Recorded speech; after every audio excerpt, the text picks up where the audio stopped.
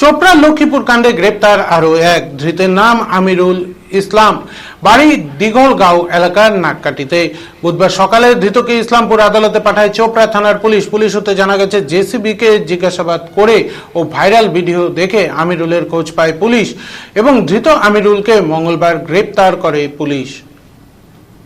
চোপড়া লক্ষ্মীপুর কাণ্ডে গ্রেপ্তার আরো এক ধৃতের নাম আমিরুল ইসলাম, বাড়ি দিঘলগাঁও এলাকার নাককাটিতে। বুধবার সকালে ধৃতকে ইসলামপুর আদালতে পাঠায় চোপড়া থানার পুলিশ। পুলিশ সূত্রে জানা গেছে, জেসিবিকে জিজ্ঞাসাবাদ করে এবং ভাইরাল ভিডিও দেখে আমিরুলের খোঁজ পায় পুলিশ। ধৃত আমিরুলকে মঙ্গলবার গ্রেপ্তার করে পুলিশ।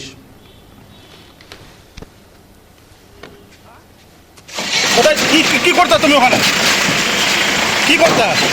কি করতে তুমি বলো? দর্শক দেখতেছিলাম। হ্যাঁ